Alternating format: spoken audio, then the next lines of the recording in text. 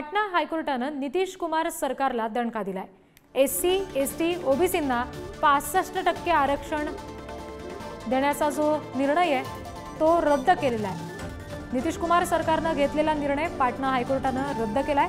नितीश कुमार सरकार आता या सगळ्या संदर्भात सर्वोच्च न्यायालयामध्ये जाऊ शकतं। तसं पाऊल नितीश कुमार सरकारकडून उचललं जातंय का हे येत्या काळात स्पष्ट होईलच।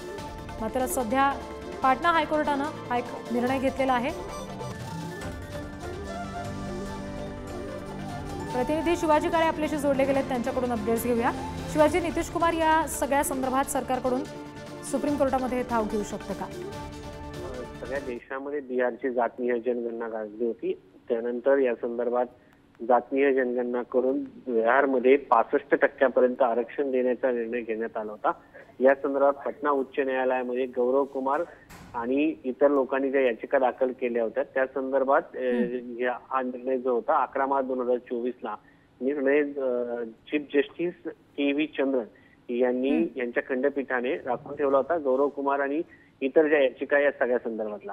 मात्र या संदर्भातला आज निकाल आला आणि जे वाढवलेलं आरक्षण होतं ते आज रद्द करण्यात आलंय। 7 नोव्हेंबर 2023 बिहारच्या विधानसभेने या संदर्भात घोषणा केली होती आणि 50% 65% ते आरक्षण गेलं होतं। आणि सरकारची आरक्षणाची मर्यादा ही 75% केंद्र सरकारच्या जे 10% आरक्षण देण्यात आलं होतं त्यानुसार गेली होती। त्यामुळं या संदर्भात देशभरात चर्चा होती। त्यानंतर आताच झालेल्या लोकसभा निवडणुकीमध्ये राहुल गांधी यांनी देखील म्हटलं होतं की जातीय जनगणना केली जाईल।